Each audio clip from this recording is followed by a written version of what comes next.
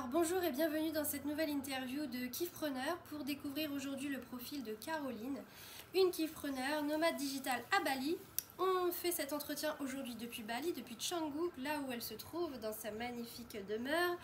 Et nous allons parler aujourd'hui de son profil et de tout ce qui pourrait vous inspirer pour passer vous aussi à l'action, passer ce cap de devenir entrepreneur, pour kiffer votre vie, vous offrir cette liberté, vous offrir la vie que vous voulez, avoir un business au service de votre vie, complètement aligné avec votre personnalité. C'est ce qu'on va découvrir aujourd'hui. Alors Caroline, est-ce que tu veux bien te présenter en quelques mots et nous expliquer brièvement comment tu es devenue entrepreneur?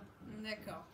Je m'appelle Caroline et je suis consultante marketing spécialisée en tunnel de vente. Donc j'accompagne les entrepreneurs qui ont déjà un système ou un business existant à l'automatiser et à mettre en place des systèmes pour aller chercher plus de clients et les convertir plus facilement. Merci beaucoup. On poursuit avec la suite de l'entretien. Hello, je me permets ce petit entracte entre les deux parties de vidéo de cette interview avec Caroline qui était vraiment superbe. Juste pour vous dire que je suis désolée, je m'excuse, mais malheureusement la vidéo n'est pas au top de la qualité espérée. Voilà, c'est ma 4e interview avec Caroline, c'est la 4e personne que j'interviewe. J'ai investi dans du matériel, dans un micro, dans un bon iPhone, etc. J'ai malheureusement eu un problème au moment de l'enregistrement de la vidéo. Heureusement, j'ai fait un doublage avec un doublon avec mon iPad, ce qui me permet d'avoir quand même une vidéo et l'audio de l'enregistrement de l'interview. En revanche, vous le verrez, du coup on regarde ailleurs pendant qu'on fait l'interview parce qu'on était censé enregistrer avec l'iPhone et l'iPhone finalement ne s'est pas activé pour la caméra. Donc nous avons du coup l'iPad qui est en contrebas, donc on ne regarde pas du tout l'iPad, on ne vous regarde pas du tout, mais sachez que le cœur y est et que l'intention était vraiment de vous communiquer notre énergie, notre parcours, notre expérience, des conseils et d'être le plus connecté avec vous. Malheureusement, bon, pour cet épisode d'interview, ce ne sera pas le cas. J'espère que ça va quand même vous plaire. Mettez-moi des petits likes, des petits pouces, des petits commentaires. Si vous connaissez des entrepreneurs qui vivent leur vie de rêve, qui vivent leur kiff, qui sont des kiffpreneurs, n'hésitez pas aussi à me mettre leur contact dans les commentaires pour que je puisse aller les contacter et pourquoi pas les interviewer. Eh bien, bon visionnage à vous et à très bientôt. J'ai grandi au Maroc et j'ai ensuite poursuivi mes études en France puis à l'étranger. Et je dois avouer que durant tout mon parcours professionnel, j'ai eu différents métiers à chaque fois. Je changeais systématiquement de fonction, de poste. Et je pense que quelque chose d'autre m'attendait. Et quand j'ai eu le déclic pendant le coronavirus, j'ai eu ce déclic que je pouvais faire plus, mieux, de mes propres moyens, que j'ai décidé de me mettre à mon compte. Donc un jour, voilà, j'ai ressenti un appel. Je ne saurais comment l'expliquer. Et j'ai dit, c'est bon, j'y vais, je me lance, je me mets à mon compte. It's my time. Et j'aimerais ajouter une petite anecdote parce qu'à l'époque où je vivais à Paris, j'avais une amie qui vivait à Bali et qui était elle-même digital nomade. Et je lui disais, mais comment tu fais et tout? Moi, je pourrais pas, j'ai toujours été salariée, etc. J'aimerais bien faire comme toi et tout un jour, mais je me sens pas capable. Elle me dit, Caroline, ne t'inquiète pas.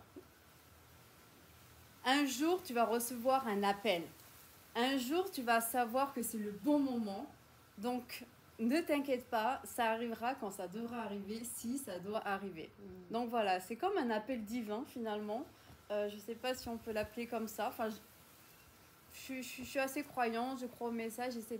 Donc j'aime à dire que j'ai été appelée par l'entrepreneuriat. Et ça s'est fait à l'issue de quelle expérience particulière? Tu étais à quel tournant de carrière, quelle situation professionnelle? Alors j'étais en poste à Paris, j'avais un CDI, j'étais correctement bien payée en tout cas, je vivais très bien. C'est juste que j'avais pris une formation en parallèle, une espèce de coaching en dropshipping pour faire du e-commerce et ça me prenait beaucoup de temps. Donc je travaillais dans le marketing. Je travaille 8-9 heures par jour dans le marketing et dans la communication digitale dans une agence web. Et en parallèle, le soir et le week-end, je travaillais sur mon business. Sauf que je suis arrivée à un stade où je travaillais 12 heures par jour. Je ne dormais plus beaucoup, je n'avais plus de week-end.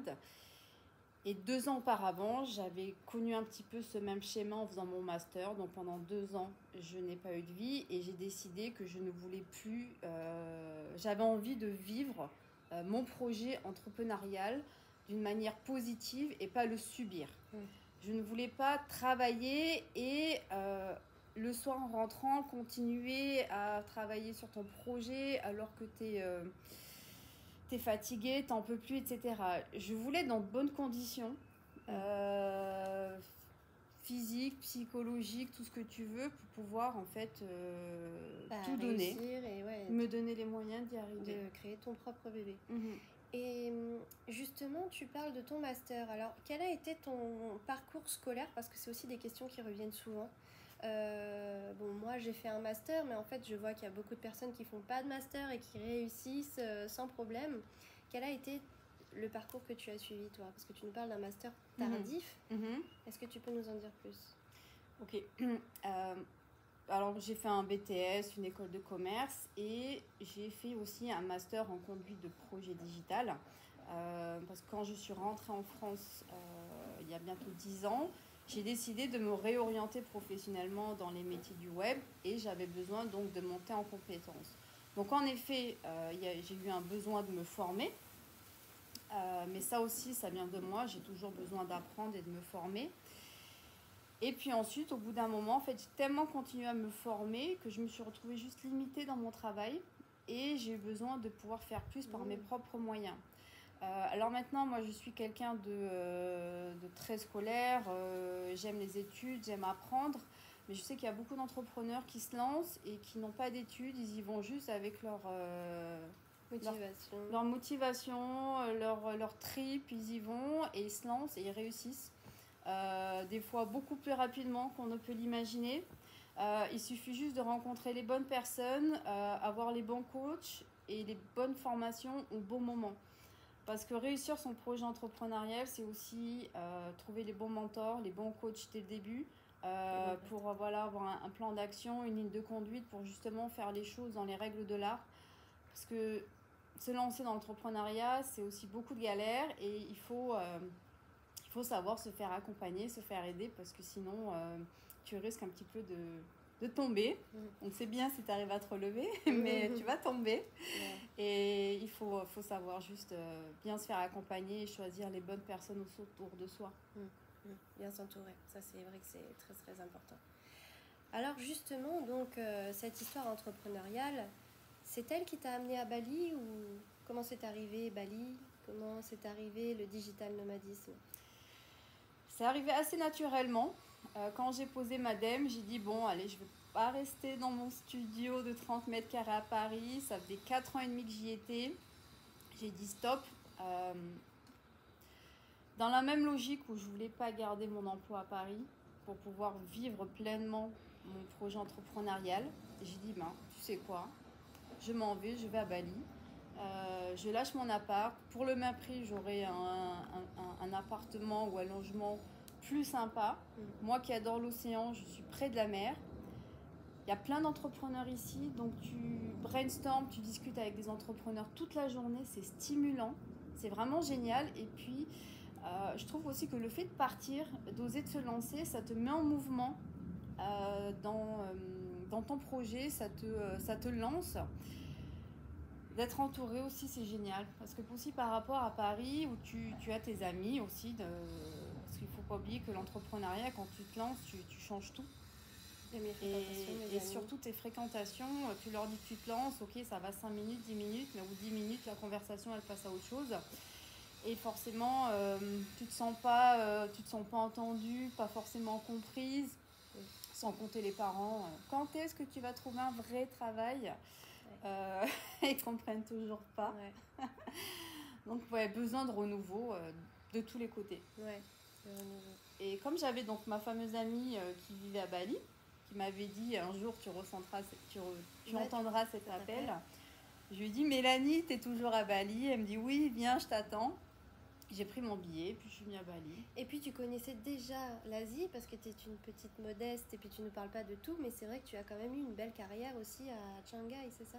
Oui, alors quand j'ai fait mes études de commerce international à Montpellier, j'ai décidé de faire mon stage de fin d'études à Shanghai. On est parti avec 4 copines de promo, donc on était un petit groupe assez sympa, on a bien rigolé. Et à la suite de ce stage, j'ai décidé d'y rester parce que j'ai adoré l'Asie, j'ai travaillé presque 5 ans sur place. Et suite à ça, voilà, j'avais toujours pas envie de rentrer en France, donc je suis partie en Australie. Donc j'ai toujours continué dans le prêt-à-porter, dans le retail, l'administration des ventes.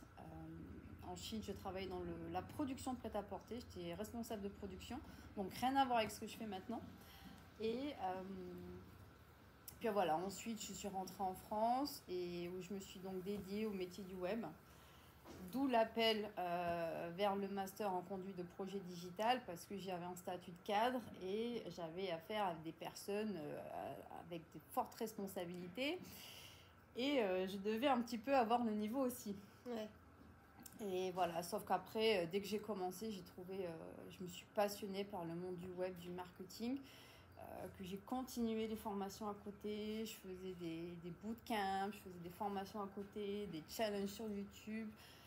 J'arrêtais pas.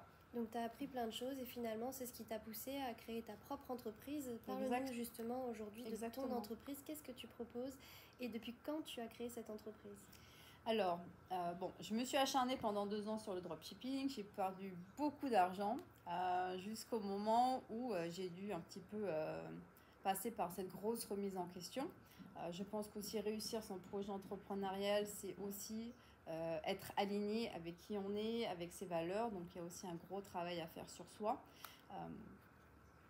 Et aujourd'hui, je suis consultante marketing spécialisée en pages et tunnels de vente. Donc, j'accompagne les entrepreneurs qui ont déjà un business établi à automatiser leur business. Donc voilà, on fait un bon gros coup de ménage entre leurs offres, leurs process, les tâches récurrentes. On va essayer d'automatiser au maximum pour pouvoir ensuite scaler du mieux que possible et d'automatiser, d'aller chercher les process de vente, la facilité à vendre et qu'ils n'aient plus qu'à se concentrer finalement sur eux, leur kiff et travailler avec leurs clients. Et exactement. Ils me délèguent en fait cette partie-là où on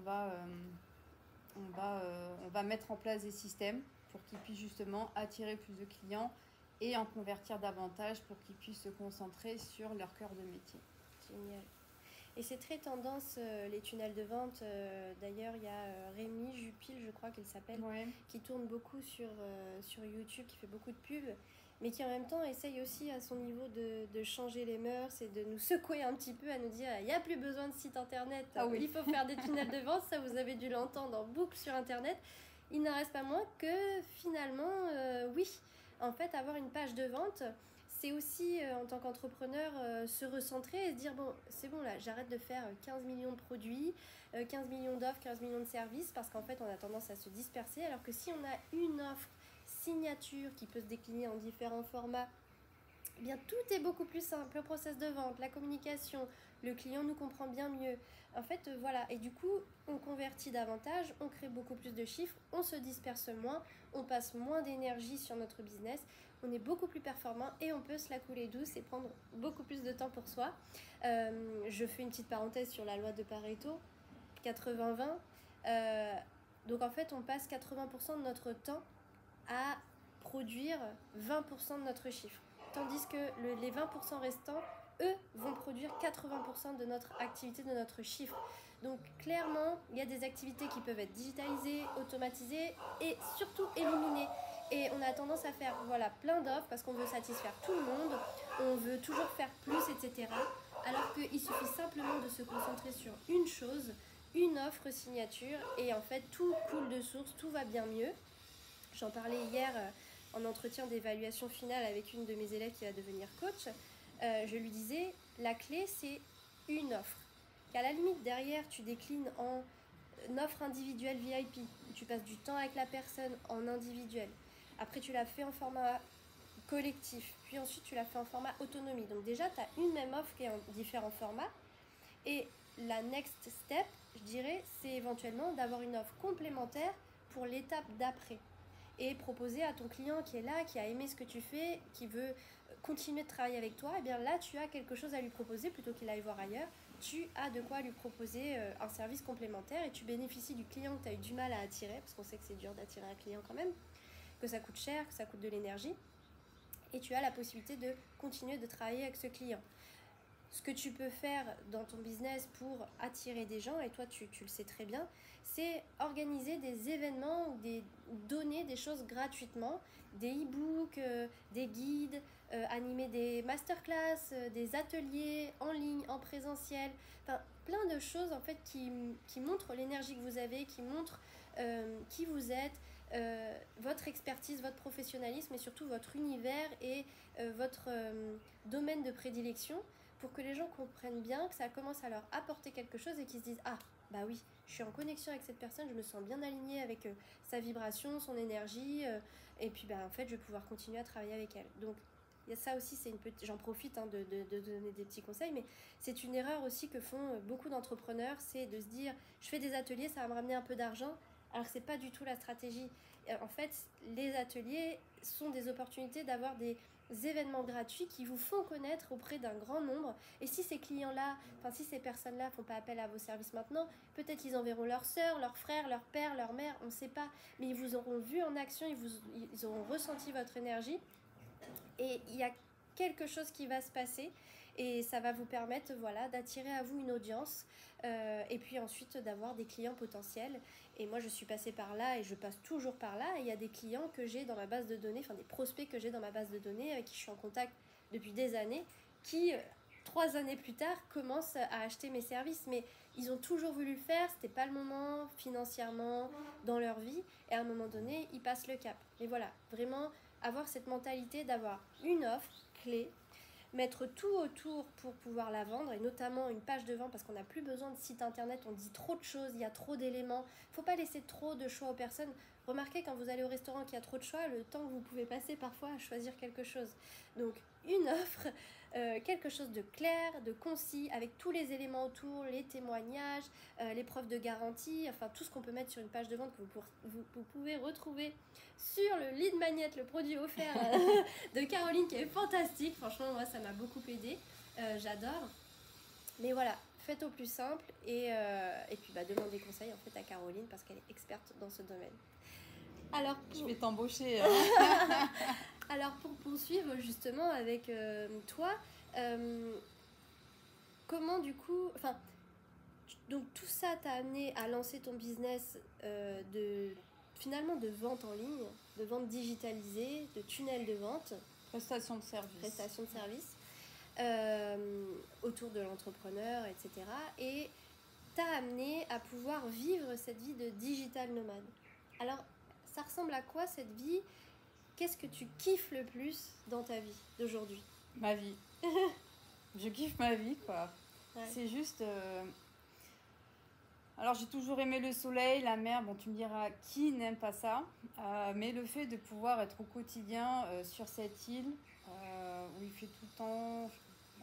il fait tout le temps beau, tu peux aller surfer... les gens sont gentils tout le temps, tu peux voyager, tu peux aller où tu veux, tu dois juste bien t'organiser pour pouvoir travailler quand même à côté, puisqu'il faudra te rentrer des sous pour justement financer ces voyages. Mais c'est le fait d'être épanouie en fait dans mon travail et d'avoir vraiment trouvé ce qui me plaît, parce que finalement, même si des fois je peux travailler 10 heures par jour, j'aime tellement ce que je fais que j'ai pas l'impression d'être contraint financièrement.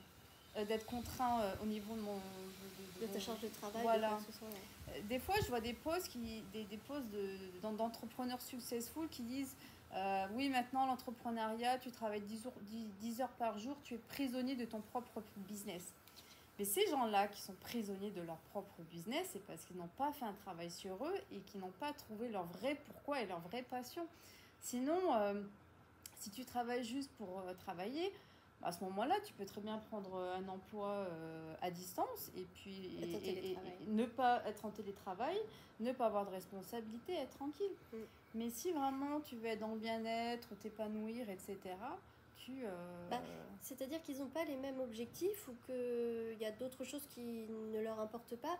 Par exemple, moi, je sais que ma qualité de vie est ma priorité. Oui. Étant passée par un burn-out, j'ai bien vu que être prisonnière, être employée du matin au soir, avoir des contraintes, pas travailler selon mon rythme d'énergie, etc., ça m'a conduit à la défaite totale.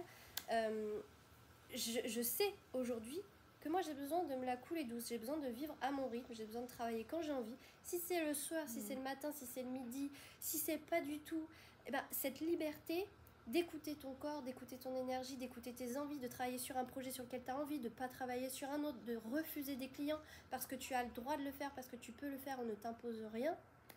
Bah, en fait, ça c'est mon objectif, tu vois. Et de pouvoir vivre où tu veux, quand tu veux.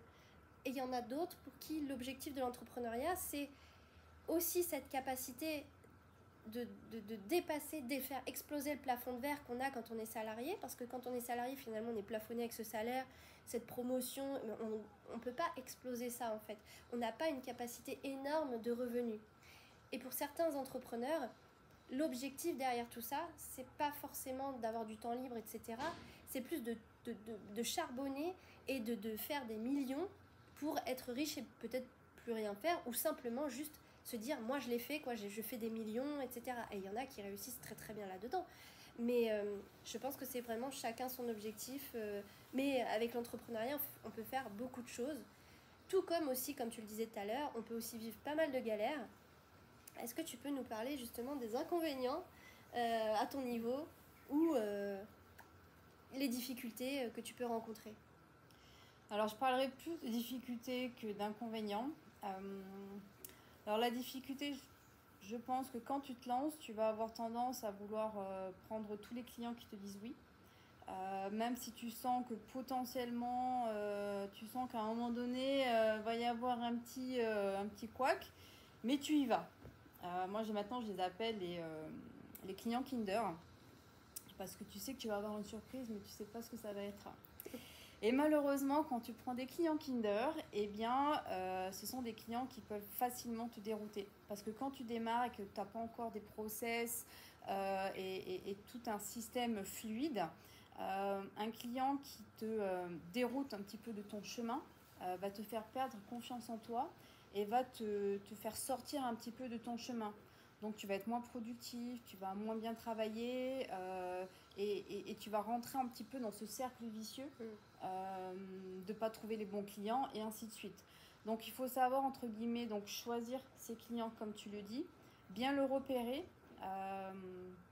et aussi penser à se retirer tous les stress qu'on peut avoir à côté. Si tu as le stress de l'argent, trouve un petit boulot à côté. Si tu es stressé parce que tu n'es pas bien dans ton corps, etc., débrouille-toi pour faire 2-3 séances de sport par semaine pour, entre guillemets, éliminer et avoir l'impression de travailler sur ton corps. Éliminer en fait toutes les distractions. Les amis, les personnes autour de toi qui ne croient pas en ton projet, tu ne les appelles plus. Va trouver des entrepreneurs, des groupes, des soirées networking pour te stimuler et qui te tirent vers le haut, exactement. Voilà, c'est surtout ça, se faire accompagner, se faire entourer par les bonnes personnes et éliminer toutes les sources de stress. Ouais. Après, j'avais aussi cet inconvénient qui est revenu dans une interview avec Milena. Elle disait que l'inconvénient, c'est qu'on n'a pas cette sécurité financière, entre guillemets, même si on peut exploser les plafonds de verre, on a toujours ce truc de se dire, bon, bah, peut-être que demain, ça peut ne plus fonctionner. Faut toujours, voilà, mettre un petit peu, se préparer un éventuel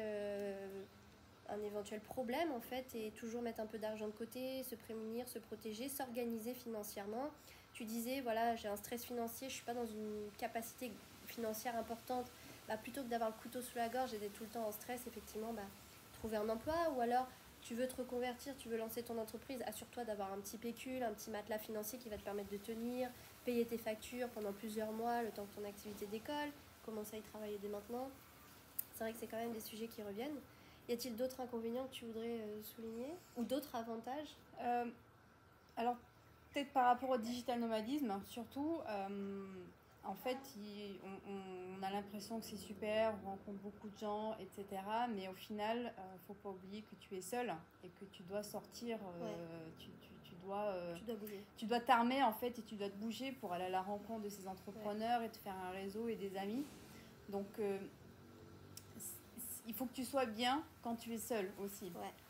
Accepter et se laisser porter en fait par ce qui se passe et être ouvert aux rencontres et se faire plaisir et explorer tout le temps, être en constante exploration. Voilà. C'est vrai que c'est important ce que tu dis parce que jusqu'à présent j'ai rencontré Milena qui elle est en couple, donc son conjoint est exactement dans la même vibe qu'elle, donc ils sont deux. Et c'est vrai que cette configuration où tu es seule, t'es obligé effectivement d'aller à la rencontre des gens pour, comme tu disais, te stimuler, comprendre comment le business marche ici, comprendre comment le business marche ailleurs, trouver des idées d'amélioration, t'enrichir des parcours des uns, des autres. Et quand je suis arrivée ici, moi j'ai tout de suite cherché à rencontrer des entrepreneurs justement pour m'inspirer, pour rencontrer et interviewer, mais surtout aussi pour voir c'est quoi cette vie de digital nomade à Bali dont tout le monde parle, qu'est-ce qui se passe, c'est quoi les rencontres, c'est quoi la dynamique. Donc je suis allée j'ai réussi à intégrer des groupes WhatsApp par le biais de Florian, un ami d'école de commerce qui est là depuis un moment. Donc je suis allée dans des groupes, il y a certaines personnes qui ont répondu positivement. Après c'est chercher aussi les espaces coworking, là où on peut justement, tout le monde est là pour un but, c'est de travailler. Il y a une grosse partie je pense qui est entrepreneur, donc c'est une occasion aussi de se faire des amis. Donc effectivement le conseil qu'on peut donner si vous voulez être entrepreneur et que vous voulez partir ailleurs, travailler un laps de temps, c'est aller à la rencontre des gens, mais pas y aller n'importe comment non plus. C'est vraiment dans les rencontres business, networking qu'il faut trouver, les événements. J'ai eu beaucoup de mal à trouver ça à distance. Et c'est en étant sur place, vraiment en allant dans les espaces coworking ou sur leur Instagram, que j'ai pu trouver la liste des événements. D'ailleurs, je t'ai proposé qu'on y aille ensemble. Que j'ai pu trouver ça. Et moi, c'est la première fois que je pars vivre à l'étranger 2 mois en tant que digital nomade, en tant qu'entrepreneur. Avant, j'étais employée, donc en fait, j'arrivais, par exemple, ma dernière expérience était à Los Angeles, je crois. J'étais là, j'ai ma boss c'était une jeune, du coup, elle me présente des amis, des jeunes. J'étais en colocation, donc les colocs, ça devient mes potes, etc. Tout se fait naturellement. Et il y a des pays et il y a des postures, des situations qui ne favorisent pas ça. Et ça, c'est vraiment super que tu soulignes parce que j'ai pas eu l'occasion d'en parler. Et c'est vrai que se recréer un environnement avec aussi, tu sais, des figures familiales. Moi, c'était important pour moi d'avoir mes repères à l'étranger, toujours d'avoir une figure un peu familiale. Alors, ça peut être une dame ou un monsieur entre 50 et 70 ans qui peut représenter une figure un peu, tu vois, de repères, etc. Après, je me faisais une bande de potes. Après, je me faisais une bonne copine, une bonne amie. Et j'avais besoin de recréer à chaque fois. Et donc, j'allais dans plein de rencontres. Je me bougeais à fond pour aller dans plein de trucs, pour me recréer mon petit cercle. Mais j'avais besoin de ça pour mon équilibre. Et là, en tant qu'entrepreneur, c'est vrai que déjà de base, quand t'es chez toi, entrepreneur, t'es solo, quoi. T'es vraiment dans ton coin, c'est très dur. Moi, c'est pour ça que j'ai créé un réseau de femmes entrepreneurs sur mon île, parce qu'en fait j'étais toute seule dans mon coin, on était toutes seules dans notre coin, et là enfin on a une rencontre par mois, on se rencontre, mais en plus quand tu es dans un autre pays où il y a plein de cultures différentes, plein de pays différents qui sont représentés, plein de langues, c'est quand même une autre barrière, une autre épreuve en fait. Mais tu n'as pas de repère. Ouais, c'est ça, ouais. Et en fait, moi, ça fait 1 an et demi que je suis là, mais je vais bientôt rentrer en France pour repartir. Parce que moi, mon objectif, c'est de vivre 6-8 mois à Bali et de voyager, découvrir d'autres pays. Mais j'imagine que ce système, je vais devoir en fait repartir à la rencontre, aller sur les réseaux, où sont les entrepreneurs, créer du lien. Et je sais que je vais forcément... tu pars, tu n'as quand même pas de repères, pas de réseau, pas d'amis. Après, il faut le créer et le construire au fur et à mesure. Donc, je pense qu'en effet, c'est très bien que tu construis ton propre réseau sur ta petite île. Parce que justement, c'est indispensable de se sentir entouré, d'avoir des repères. Mais comment tu fais, toi, en tant qu'entrepreneuse qui est solo, vraiment solo, c'est pas pour dire que tu as tes parents vraiment qui sont au taquet, entrepreneurs à te conseiller. Non, pas du tout. Comment tu fais en fait pour avoir la motivation, pour trouver l'inspiration, pour pas lâcher? C'est quoi ton secret? Comment tu fais? Je pense j'ai fait un travail sur moi et je me sens tellement bien dans ce que je fais, dans mon travail, que j'ai confiance en l'avenir. Je saurais pas comment t'expliquer. J'ai pas de stress, je suis confiante, je sais que ça va aller. Et ta motivation en fait, c'est tu veux pas lâcher parce que tu aimes cette vie. Je ne lâcherai jamais. Jamais. Je vais tout faire. Là, je suis dans un tournant un peu difficile parce que j'ai eu ce fameux client Kinder. Et bon, je me suis aussi fait plaisir. Je suis partie 3 semaines en vacances. Je me suis acheté un iPhone, etc. Donc voilà, je récupère ce que j'ai semé entre guillemets. Mais je travaille 10 heures par jour en ce moment et ça ne me pose absolument aucun problème parce que je suis dans une routine, j'échange constamment avec des entrepreneurs en ligne. Il y a des échanges d'idées, en fait ça me nourrit, en fait ce que je fais au quotidien me nourrit et ça me comble, ça me suffit. Okay. Tant que ta vie en fait elle est nourrie quelque part et que j'ai un quotidien agréable, je fais de la danse. Oui, justement. Je me suis mise au surf aussi. Ouais, je voulais que tu me parles de ton bien-être, justement. Quelle est la place de ton bien-être? Comment tu organises? Je te laisse poursuivre, c'est important ce que tu es en train de dire. Alors, tout ce qui est méditation, etc., j'ai encore un petit peu de difficulté à trouver ma source de réalimentation interne, entre guillemets. Mais moi, ce qui m'aide beaucoup, c'est le sport, le surf. Je me suis mise au surf il y a un peu moins d'1 an. Et je trouve ça génial de pouvoir aller tous les matins, en tout cas un jour sur 2, aller dans l'eau, se ressourcer dans l'eau iodée, faire du surf, prendre les vagues, tu ressors de là, t'es requinqué et t'es prête à aller bosser. Donc, et c'est top. Ouais. C'est top. Je voyais ton petit tapis tout à l'heure. Est-ce que tu fais des petits exercices, du yoga, du stretching, des choses comme ça? Oui, bah là justement, j'ai fait un peu stretching. Et puis j'ai essayé de faire du skate ce week-end et je me suis fait un peu mal, donc j'ai dû étirer un petit peu certains muscles. Voilà. Ok, donc tu fais du stretching, un peu de méditation, beaucoup d'activités dans l'eau, du sport en salle? Non, j'aime pas ça. Moi, faut que ce soit des activités fun, donc pour moi, c'est la danse. Ah oui, la danse. L'afro, donc ça bouge bien, et le surf. Ok. Donc c'est déjà pas mal. Mais je devrais peut-être aller à la muscu. Ok.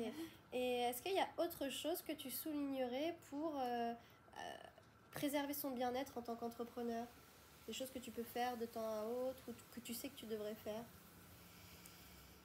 Je pense que déjà avant de se lancer, il faut faire un travail sur soi, savoir qui on est, connaître vraiment ses valeurs profondes et éventuellement travailler sur ses croyances limitantes ou potentiellement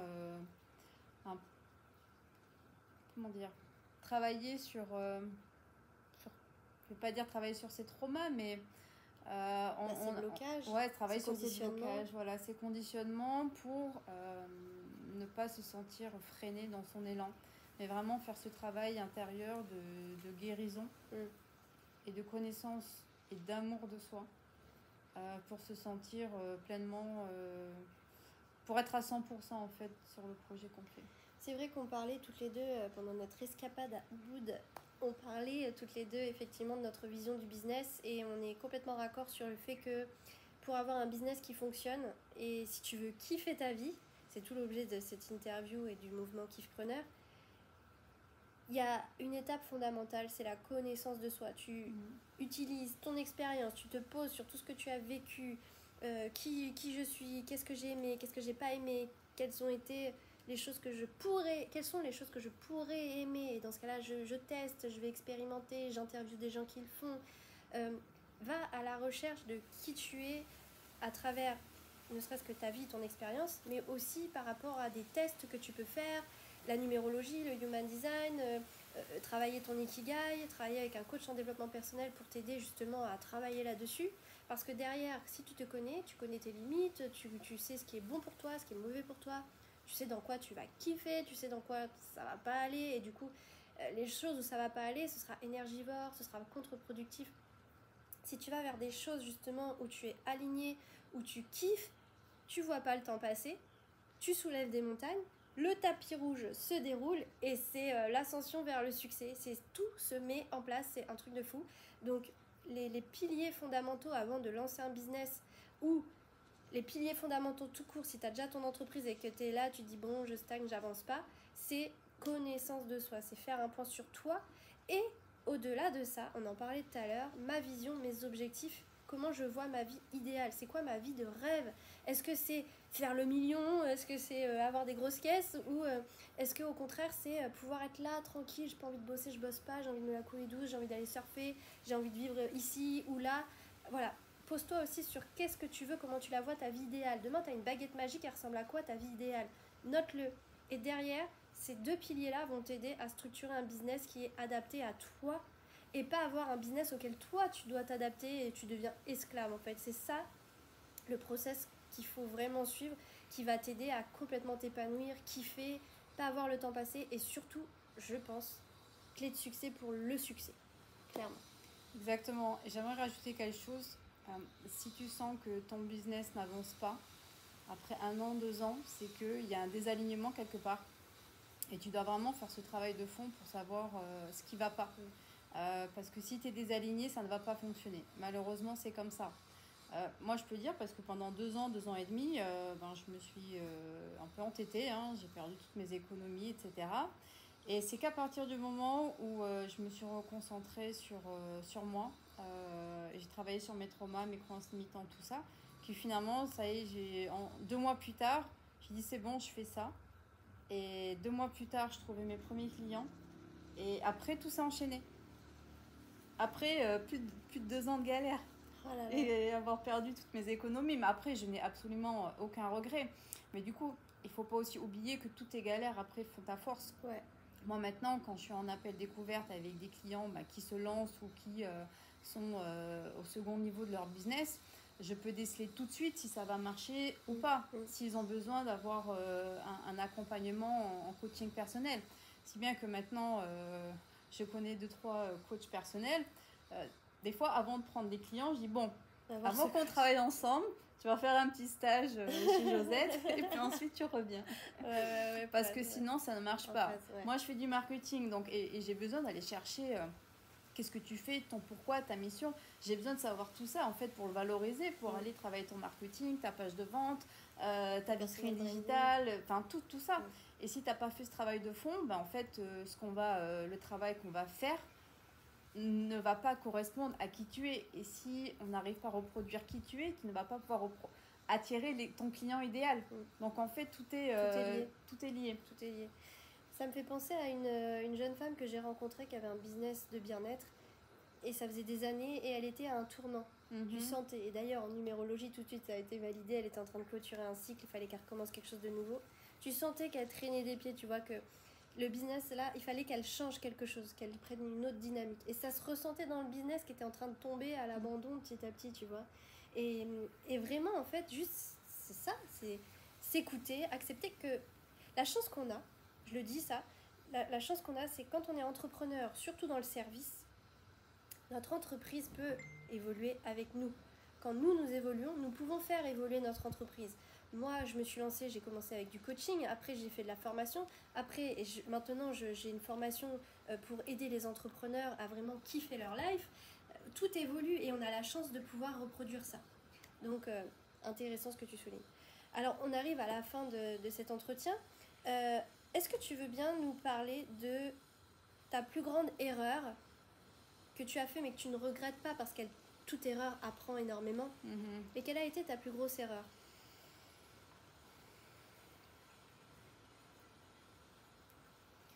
Je reviens, ma plus grosse erreur, c'est d'avoir commencé dans le dropshipping et d'avoir dépensé 5 000 € dans un accompagnement où j'ai perdu énormément de temps et d'argent.